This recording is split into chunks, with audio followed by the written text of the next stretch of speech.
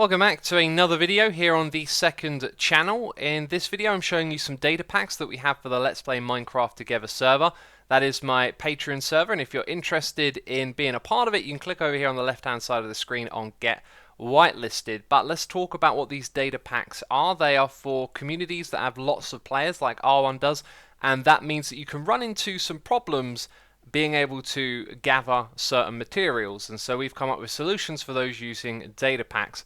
Now this video is also going to be about some fixes to data packs as well. So let's start off with the track raw stats. These are going to have a new icon. For some reason it won't refresh on my browser even though there is a new icon for both of these, and you'll see that track raw stats has been updated to 1.1, and this is a crucial fix to have, so make sure you download that and update the pack if you're using it. We also have a minor fix to the AFK name changes, so you can see it's 0.1 over there, and we have a really big update to the player graves, which is now 1.2.0. Make sure you download this if you're using player graves. There are some bugs with players dying near each other and that causing the graves to stack on top of each other. There's also been quite a few complaints that the graves have not been able to be picked up by the players, so we've added in some admin commands that allow you to go and retrieve the graves whenever it bugs out.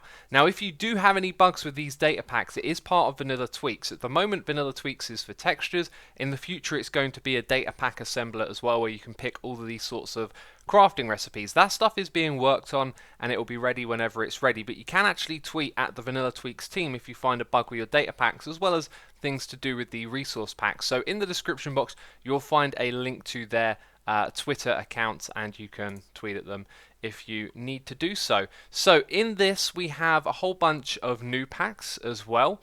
Oh yeah, there's actually one more bug fix I've just managed to remember. Where is the Vex head? More mob head drops. You can see this is a 1.0 as well. So there was actually a bug that was stopping things like the toast rabbit and a jeb sheep from dropping its head, and that has been fixed. So if you rename a creature to make it different, it'll now drop the correct head. So let's get to the things that we use on Let's Play Minecraft Together. Now we've already added this renewable coral blocks before, and we made the recipe 3x3, but in our community that still is not enough because the farming of coral using bone meal is rather slow, so we've changed that to 2x2. That's a new option for you if you want to make that even easier to create those blocks. Otherwise people go in and decimate the oceans. We have black dye with charcoal, so you can use charcoal as black dye as well as ink sacs. However, this won't work on shulker box colouring, fireworks stars and banner patterns, as those are hard-coded recipes. So as well as that, we've also got coal to ink sacs, where you can mix charcoal and coal together and create ink sacs, which you can then use to dye. Now this is because on a large server, lots of people spread out over the world, the squids are like gold dust and very difficult to farm. We then have equestrian crafting, because the worlds get explored and the diamond armor that's found in chests becomes very rare. We got rotted leather, which works inside of a furnace and doesn't give you any XP. We have sandstone dyeing, uncraftable ice, and uncraftable netherwort. So if you hop into this world, you'll see that I've actually finished smelting all of the rotted flesh. Wow. You can see how long I've spent preparing my notes and getting ready to record. A whole stack has actually gone in that time. So let's take that out, and this will eventually make leather, and I didn't get any XP as well, which I thought was important since this is a way for players to get leather in large communities if you're not allowed to build cow farms and whatnot. So onto the crafting. If I remember, the equestrian stuff is like that, depending on what it is you want to craft. Are they all in here yet? Yes, look, the iron and gold ones. Oh, they're all in the same block, got it. So that's the recipe for the equestrian crafting. Then we have the coral blocks, so you can do this with fire corals or the fans.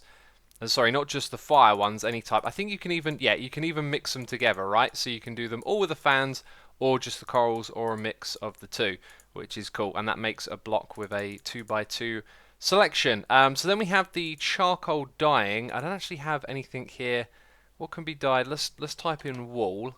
See how prepared I am? I thought I was prepared. So, oh, I didn't actually put this pack in now that I think about it. I was just going to show you the other one. Yeah, that's why it wasn't prepared. So, like that, charcoal and coal, you can make ink sacs. Now, I thought it was cool to combine the two together because you've got to go mining for coal and you've got to chop down trees and smelt them for charcoal. So, it makes it a little bit more fun to actually get your hands on these materials, and then you can use it for dyeing like so. So we have uncraftable ice, which allows you to store, lots of ice because you can uncraft it and then craft it back up again. So that's really great for the storage of ice. You can basically store everything you have as blue ice. Same goes for nether wart blocks. Again, the usefulness of this is really obvious. If you want to transport a lot of nether warts somewhere, you can hide them all inside a nether wart block. We then have something a little bit more odd, which is sandstone dyeing. This is because orange sand is very rare on a large server.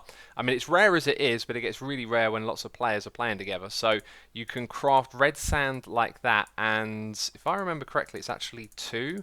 Yeah, and it's a shapeless one. So if you think about how 4 red sand would make 1 sandstone, we decided to make it 2 sandstone for 1 red rose. So it's consistent across the 2 recipes. Yeah, and that's everything, I believe. Just going to quickly look over my notes, and I'm pretty sure we have discussed everything there. Yes, we have. So, that's it from me this video. Thanks for watching. See ya.